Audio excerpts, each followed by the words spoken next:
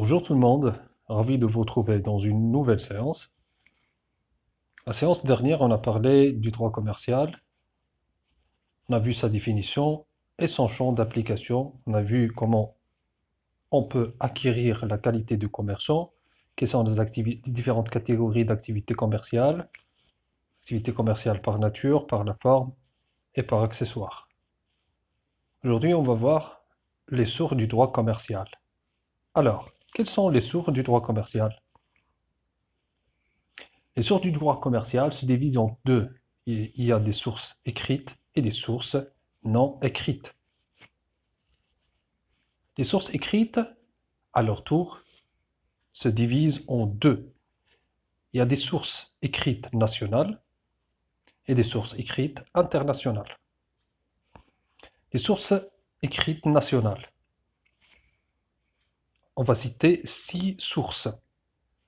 La première, c'est la Constitution, qui est la loi suprême de l'État.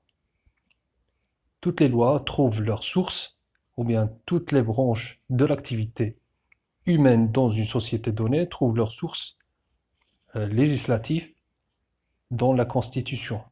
Par exemple, la Constitution marocaine prévoit que toute personne, ou bien toute personne marocaine, a le droit d'exercer le commerce sans aucune restriction. La deuxième source, c'est le droit civil, ou bien le droit commun, qui est aussi appelé le DOC, le DAIR, des obligations et contrats. C'est une source aussi du droit commercial. Prenons à titre d'exemple, pour le contrat, qui est souvent utilisé par les commerçants dans leurs transactions commerciales, le contrat, pour être valable, elle doit répondre aux conditions de validité prévues par le DOC, par le droit civil. Le consentement, la qualité et la capacité, l'objet certain et la cause licite. Le contrat peut être nul pour les raisons prévues aussi par le DOC. Par exemple, s'il y a un vice de consentement qui a été sous la violence, ou bien le dol, ou bien l'erreur, ou bien d'autres choses qui peuvent rendre le contrat nul. La troisième source, c'est le statut personnel, le code de la famille. Quand il parle de quand on parle de la qualité d'une personne, ou bien la capacité d'une personne à pouvoir exercer le commerce, cette personne doit être majeure et capable. L'âge de la majorité est prévu par le code de la famille. Et comment les incapables, soit mineurs, soit majeurs, peuvent exercer le commerce, par exemple, sous la tutelle d'une autre personne majeure et capable.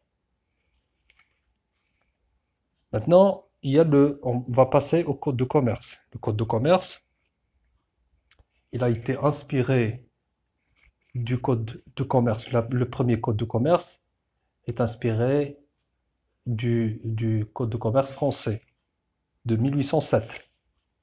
La première code de commerce est datée de 1912.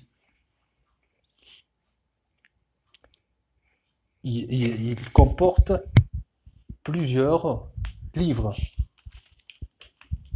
Par exemple, il y a le premier livre, c'est le livre qui concerne le commerçant. Le deuxième, c'est le fonds de commerce, réglemente le fonds de commerce, ou bien les opérations qui peuvent être exercées sur un fonds de commerce. Il y a le troisième livre concernant les effets de commerce, le chèque, la lettre de change, le billet à ordre. Le quatrième livre concerne les contrats commerciaux, les différents contrats nommés. Le cinquième livre concerne les difficultés de l'entreprise, ou bien régit la réglementation la réglementation des entreprises en difficulté. Donc, il comporte actuellement 6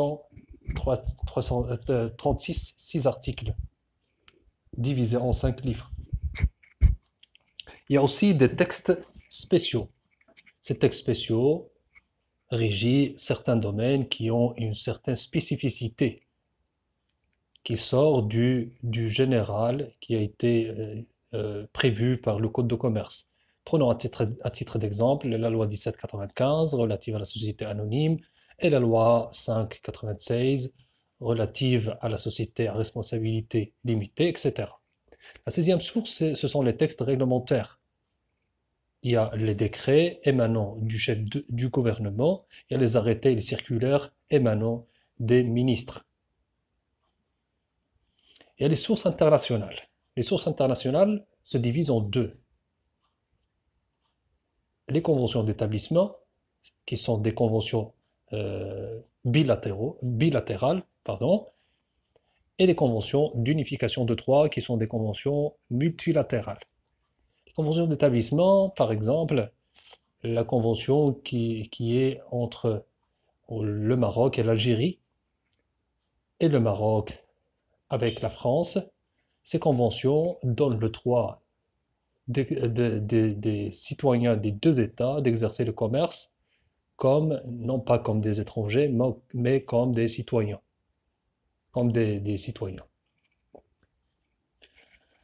Donc, par exemple, un Algérien peut exercer, sans avoir une autorisation spéciale, peut exercer le commerce au Maroc comme un Marocain. Et un Français peut exercer le commerce dans le Maroc comme étant être sur le même pied d'égalité qu'un Marocain. Et réciproquement, le Marocain peut exercer le commerce euh, en Algérie et en France sans avoir besoin d'une autorisation spéciale. Les conventions d'unification de droit, ce sont des conventions, par exemple, si un État est un membre dans une organisation, les lois émanant de cette organisation devient ou bien trouve son application comme une loi interne. Ici, on peut pas ne pas, on peut pas omettre de signaler l'Organisation mondiale du commerce, dans laquelle le Maroc est une partie. Donc, toutes les lois émanant de cette organisation mondiale et trouvent son application directe sur le territoire marocain comme une loi interne. Et il y a les sources non écrites. Les sources non écrites se divisent en deux. Il y a des sources directes et des sources indirectes. Les sources directes qui trouvent son application directement dans les différents litiges devant les tribunaux marocains, et des sources indirectes qui influencent le législateur afin d'adapter, soit en modifiant, soit en approchant une telle ou telle loi. Les sources directes il y a les usages commerciaux. L'usage commercial, c'est une pratique qui trouve son origine à une date éloignée et qui a une force obligatoire dans la conscience des citoyens ou bien des professionnels.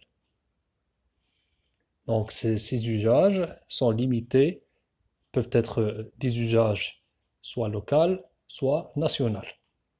Il y a les sources indirectes. Les sources indirectes se divisent en deux, la jurisprudence et la doctrine. La jurisprudence sont les différents jugements et décisions émanant des tribunaux marocains dans lesquels il y a une interprétation des juges concernant les lois. Il y a aussi la doctrine. La doctrine, ce sont les différentes réflexions et critiques des juristes et des pratiquants du droit. Donc la jurisprudence et la doctrine influencent indirectement le législateur pour soit légiférer une autre loi, soit pour abroger, voire modifier une loi. Donc c'est tout pour la séance d'aujourd'hui. N'hésitez pas de vous abonner et cliquer sur cloche pour avoir les notifications des nouvelles vidéos. Et à la prochaine vidéo. Merci beaucoup pour votre aimable attention.